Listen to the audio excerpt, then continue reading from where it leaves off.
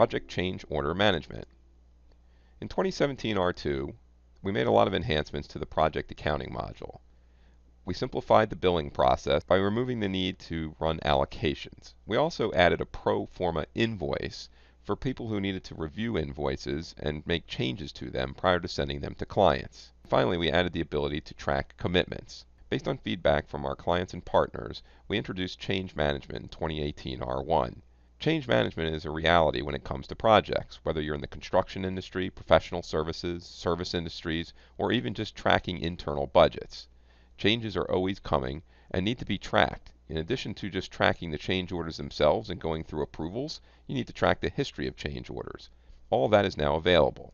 Our change order management enables multiple people to interact with the project in an intuitive and thoughtful way.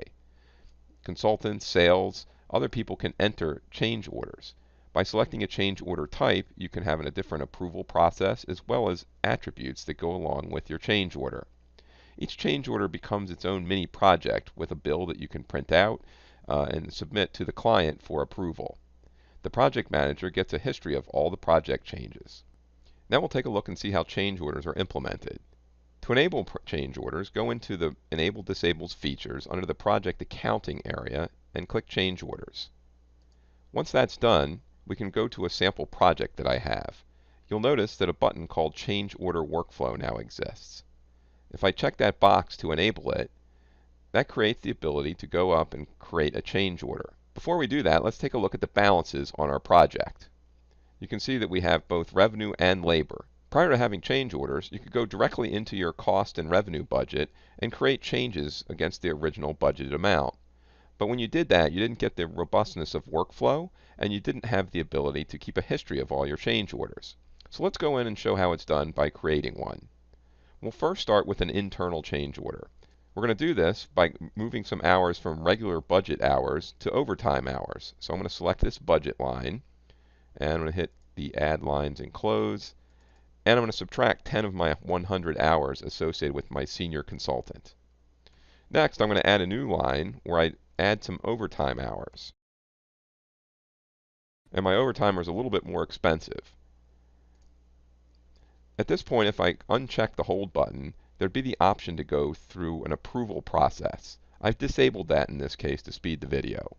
You'll also see that the change order has an associated budget. I can print reports in order to view what that would look like and submit to a client. Once I release my change order, it becomes part of my project. Now if I return to my project, you'll see that on the Balances tab, I have an updated revised budget just like I would expect. I'll also see that in my change orders, I start to get my running list of changes. So let's go do a new one. In this case, we're going to create a change order that's submitted by a client. Now, if by picking the external class, I've enabled a revenue and a cost budget on my change order. Now, in this particular case, let's just go in and we'll add some additional hours to cover what we're doing. So I'm going to add 20 hours of a junior consultant's time.